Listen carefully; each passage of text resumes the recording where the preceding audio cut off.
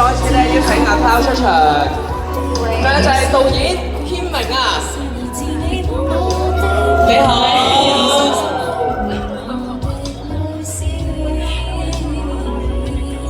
你好啊，導演，你好嚟，大家打聲招呼先啦。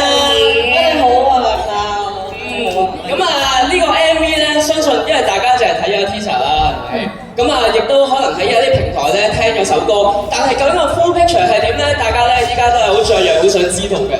嗱，導演同你傾下偈先，關於呢個 MV，即係佢嘅主題啊，大概嘅方向係咩？可唔可以同大家講少少先嘅？哦，個主題其實係應該 cloud 分享先嘅。都得嘅。我想介紹下導演先啦，一場嚟到。咁軒明導演咧，其實係一個好厲害嘅導演嚟嘅，係金像獎嘅剪接係得獎者好劇幸運。俾啲掌聲，軒明導演好啊！都唔係第一次合作㗎啦。之前《慢性分手》都係由佢去導嘅，即係同劉俊謙嘅嗰個 MV。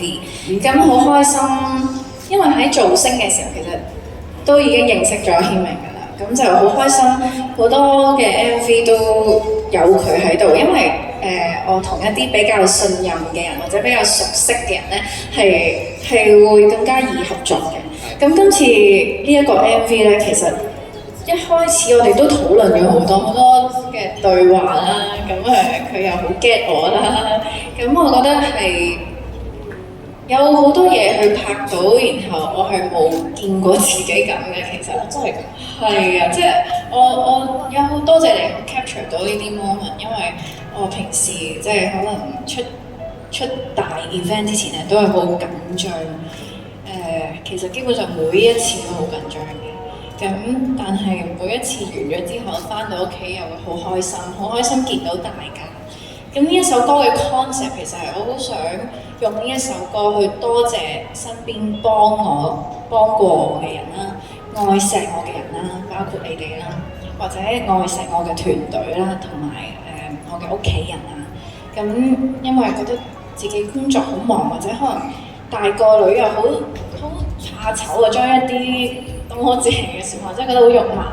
咁就用呢一首歌就咁肉麻嘅方式送俾大家啦。我嘗試令到嗰個畫面有啲格調㗎，即係有，因為嗰個keyword 即係好似作文咁嘅，其實喺我個 case， 即係好似老師即係雲老師俾個題目你，咁有幾個 keywords 嘅，咁就係多謝啦，同埋我自己唔夠好，但大家都支持我，咁呢個係好難。即係你講一句嘢係得，咁但係如果用畫面表達咧，就要啲時間諗下。要靠軒明老師嘅功架啦，同埋我覺得我聽到阿花頭先嘅分享當中咧，佢係一個好謙卑同埋好懂得感恩嘅人，係啦，即係雖然佢即係喺樂壇咧攞到好唔錯嘅成績啦，但係佢都知道咧係靠住在場嘅每一位嘅朋友，又或者係台前幕後對佢嘅支持，係咪？咁相信咧，軒明老師咧亦都喺 MV 咧用畫面嘅方法咧去講出佢嘅心聲，係咪？咁啊嗱，因為咧都唔係第一次合作啦，但係裡面有冇一啲拍攝嘅方法咧係同之前唔同嘅咧？哦有啊，其實叫軒明得㗎啦，軒明老師係嘛？雲老師，呢個老師雲啦，係點樣咧？方法大家未睇㗎，但係可以預告下。